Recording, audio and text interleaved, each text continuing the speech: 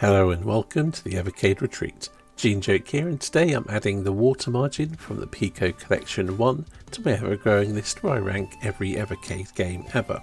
The water margin is a beat-em-up developed for the Sega Mega Drive back in 1996 or something, and it was an unofficial Indonesian release. It wasn't released in the Western market until Pico got hold of it in more recent years. The story is based upon the Chinese, is it a novel or mythology of the water margin? I don't know much about it. Perhaps I should educate myself at some point. But anyway, that serves as the backdrop of this beat 'em up. You have your three characters to choose from. Think Golden Axe, but instead of being random Conan-esque fantasy world, it's set in Imperial China in around 1120 or so. The game has cutscenes and text telling the story to some degree, although I'll be honest, I skipped through these just to get to the hacky slashy action. The game is known for being quite derivative of other beat 'em ups. Once you've been playing it for a few moments, you can't fail to miss some things that are very reminiscent of Capcom beat 'em ups in particular, but if they're going to lift from something, they might as well lift from what are arguably some of the best arcade beat 'em ups out there. It has magic, fairly similar to Golden Axe, although with a bit more complexity. The graphics, as I mentioned, are quite derivative in places, but the look of it is good.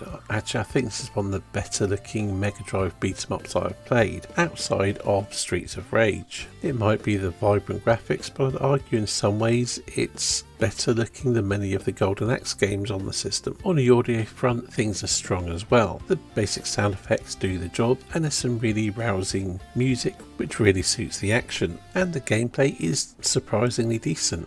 I don't think many people would hear unofficial Mega Drive game from back in the day and assume there'd be a quality game, but yeah, this is rock solid. Regardless of your feelings on the heavy inspiration this game has taken, it's well put together, it plays well, and if it had been released back in the day officially in Western markets, I suspect it would be quite fondly remembered. The main real criticism I have of it is by default it's set to easy mode, although that makes sense because playing on easy is a lot of fun. Playing on higher difficulty levels, it starts to become a bit more of a chore, as the fights tend to drag on a little bit too long, but even with that in mind, it's a solid beat 'em up, a surprisingly good one given its origins. To place it on my overall ranking list, I would put it above Speedball 2100, but below Atomic Runner Chelnov. Anyway, that's it for this video. Thank you for watching, and I'll see you in the next one.